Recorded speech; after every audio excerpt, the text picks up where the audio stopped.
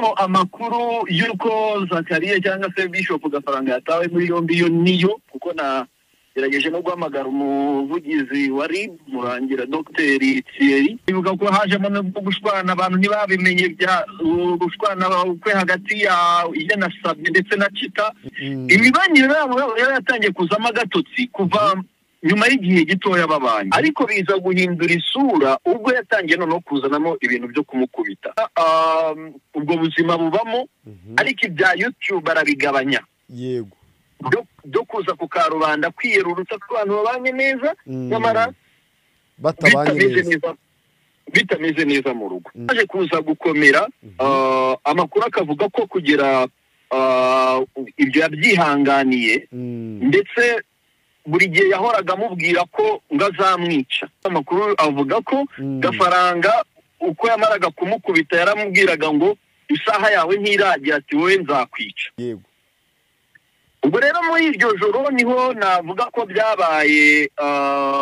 niba nabyita finali iryo joro Nganeti yagombaga gupfa kuri 27 z'ukwa kane z'ukwezi kwa kane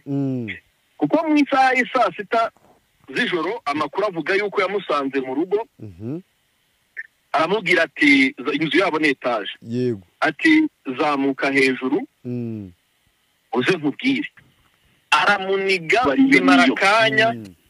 yatawe muri yombi rero kuri uyu munsi tariki 7 z'ukwezi ukwezi kwa gatanu mwaka 2025 akaba afungiye amakuru avuga ko afungiye kuri station ya RIB ya Bugesera ari naho yaratuye mbonye uvuze ko umugore we ari we watanze ikirego cya se wamureze amurega icyaha cyo guhoza ku nkeke hanyuma ubwo sinzi niba waba wagerageje kuvugisha nk'umunyamategeko wawe ngo mubaze iki cyaha biba bimeze bite ubundi igifungo yakatirwa n'iki icyaha cyo guhoza ku nkeke yo kuri iyi kesi rero ho biratandukanye buriya hari abantu bahoza ku nkeke hari n'ibintu n'abantu umuntu akora iyi nkuru ukavuga ati ariko se nibiwe njya mpora nkubwira nti nungo haberamo ibintu byinshi tukabona n'ibindi uribuka ko mu minsi yashize bigeze gufungura cano urabyibuka yego bacishagaho indirimbo zigiye zitandukanye ibiganiro ndetse no gukora ibindi bikorwa bigiye bitandukanye Gafaranga ndetse tunasubiye inyuma yenda tutaragera kuri kesi nyirizina yego mu mibanire ye n'umugore we urabyibuka neza ko izo nkuru twagiye tuzitangaza kuri DCTV Rwanda mu bihe bitandukanye ari ubukwe bwabaye ngenda ndaza gusaba Placide niba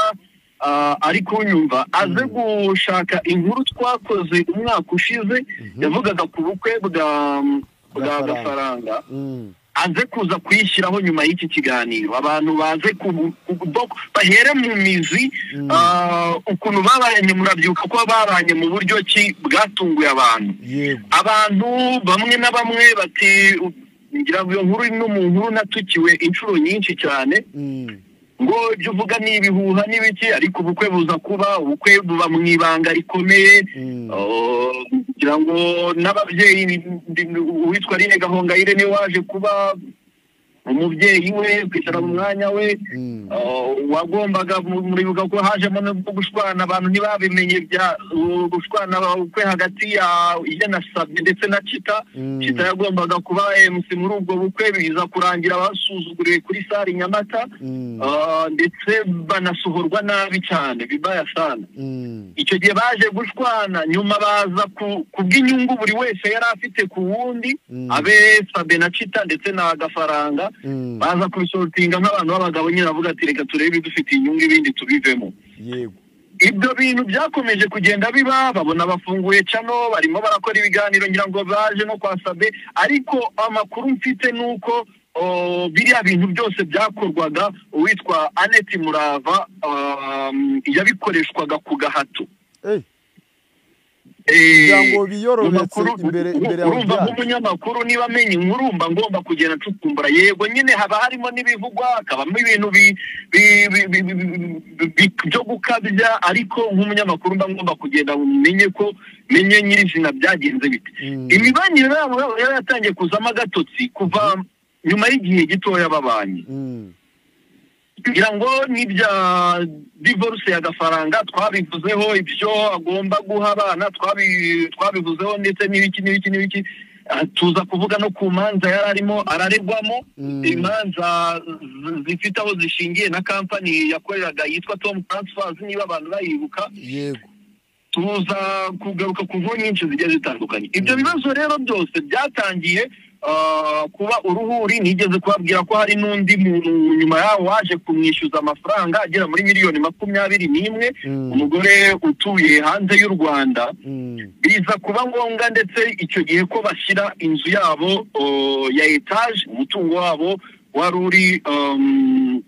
cyangwa se uri no mu Bugesera bawushyira ku isoko ngira ngo izo nkuru nazo abantu barazikurikiye muri kiriya gihe rero ibibazo byabo nibwo byatangiye ariko mu makuru namenye nuko kuva icyo gihe uwitwa Gafaranga ahoza ku nkeke uwitwa Annette Murava kumuhoza ku nkeke rero ushobora kuvuga uti ni kwa kuntu umuntu usanga umugore atatetse bya saa sita ukarakara cyangwa ukaba wamubwira nabi ukaba wamutuka ukaba wagira uti ibyo ngibyo ngo ntazibana zidakomenya amahembe yego ariko ibyo ngibyo byo nta kintu bitwaye kuko nibwo buzima bw'abantu bose ku isi babayemo kuko hari umuntu